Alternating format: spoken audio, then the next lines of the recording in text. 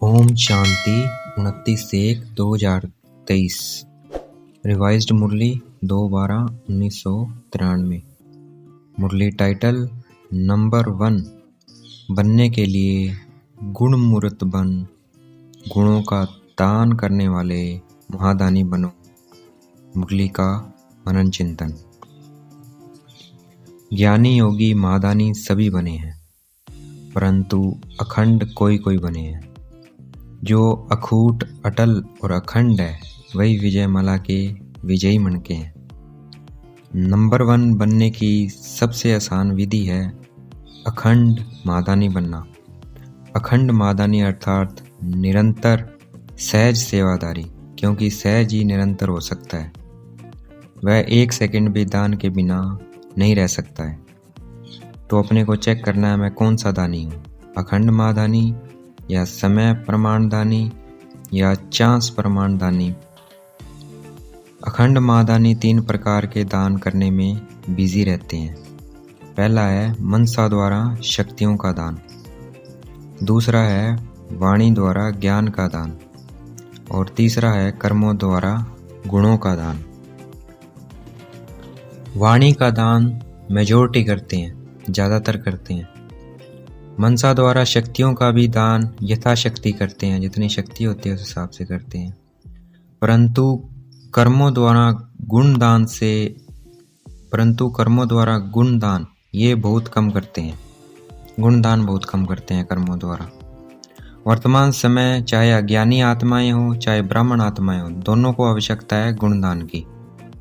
वर्तमान समय विशेष अपने में या ब्राह्मण परिवार में इस विधि को तीव्र बनाना है। जैसे अब स्नेह की निशानी स्थूल टोली खिलाते हैं, ऐसे 1-2 में गुणों की टोली खिलानी है। इस विधि से जो संगम युग का लक्ष्य है फरिश्ता सो देवता, वह आसानी से सब में प्रत्यक्ष दिखाई देगा। मैं दाता का बच्चा अखंड महादानी आत्मा हूँ। हमें इसकी प्रैक्टिस हर वक्त करनी है, ये याद रखना है। चाहे कोई भी कैसी आत्मा आ जाए, चाहे वह ब्राह्मण चाहे अज्ञानी हो, हमें बस उसे देना है। हम 2 प्रकार के दाता बन सकते हैं। पहला, जिस आत्मा को जिस शक्ति की आवश्यकता है उस आत्मा को मनसा द्वारा अर्थात शुद्ध वृत्ति वाइब्रेशन द्वारा शक्तियों का दान देना है। दूसरा है कर्म द्वारा कैसे देंगे? पहले खुद जीवन में गुणमूर्त बनना है, प्रत्यक्ष सैंपल बनना है, उनके सामने सैंपल बनना है, फिर औरों को वह गुण धारण करने की शक्ति देनी है। इसको गुणदान कहा जाता है। आजकल ब्राह्मण आत्माएं भी सुनने के बजाय प्रत्यक्ष प्रमाण अर्थात सबूत देखना चाहती है। हमें ब्रह्मा बाबा को फॉलो करना है, क्योंकि उन्होंने खुद एग्जाम्पल बनकर दिखाया। हमेशा लक्ष्य को अपनी चलन में लाए, अर्थात जो होटे सो अर्जुन बनकर दिखाया।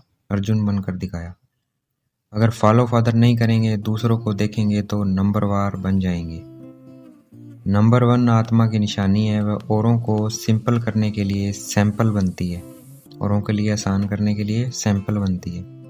अखंड महादानी आत्मा अपने को तीनों में से किसी न किसी दान में अपने को बिजी रखेगी। कौन से 3? मनसा, वाचा और कर्मणा, इन तीनों में से वह बिजी रखेगी अपने को। जैसा समय वैसा सेवा में लगा रहेगा। उनको व्यर्थ देखने, सुनने व करने की फुर्सत नहीं होगी। ज्ञान तो बहुत है, लेकिन अभी गुणों को इमर्ज कर सर्वगुण संपन्न बनने और बनाने का एग्जाम्पल बनना है। चारों ओर के बच्चे सदा बाप के सामने हैं, इसका प्रत्यक्ष प्रमाण है। जब भी याद करते हो, समीप और साथ का अनुभव करते हैं। बाबा कहा दिल से और दिलाराम हाजिर, इसलिए ही कहते हैं हाजिर है, हाजीरा हजूर है। जहाँ भी है जो भी है, लेकिन हर स्थान पर हर एक के पास हाजिर हो जाते हैं। इस स्नेह की विधि को सिर्फ हम ब्राह्मण आत्माएं जानते हैं, लोग नहीं जानते हैं। लोग तो कहते हैं जिधर देखते हैं उधर तू ही तू है, और हम कहते हैं जो करते हैं जहाँ जाते हैं हम क्या कहते हैं, बाप साथ है वहाँ, अर्थात तू ही तू है। सेवा का चक्कर लगाना अनेक आत्माओं के प्रति विशेष उमंग उत्साह का चक्कर है। परमात्मा प्यार का अनुभव करने के लिए हमें सदा खुश रहना है। दुख की लहर से न्यारे बनना है, चाहे कोई परिस्थिति आए। दुनिया वाले खुशी के लिए कितना समय और पैसा खर्च करते हैं, परंतु हमें तो सब कुछ आराम से मिल गया।